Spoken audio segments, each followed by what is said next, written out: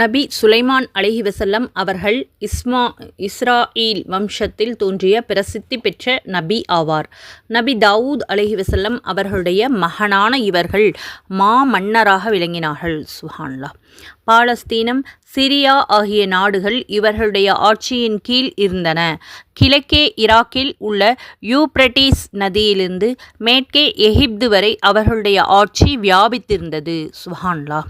நபி சுலைமான் அலைஹிவஸல்லம் அவர்களுடைய ஆட்சியின் மகத்துவமும் பெருமையும் வரலாற்று சிறப்பு மிக்கதாகும்.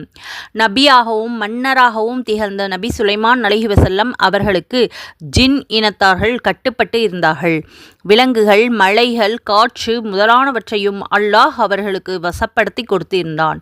பறவைகள், எறும்புகள் முதலான உயிரினங்களுடைய மொழிகளை அவர்கள் தெரிந்து வைத்திருந்தார்கள். சுப்ஹானல்லாஹ். இதை பற்றி விபரமாக தெரிந்து கொள்ள நமது சேனலில் மற்ற பயான்களை பார்த்து பயனடையுங்கள்.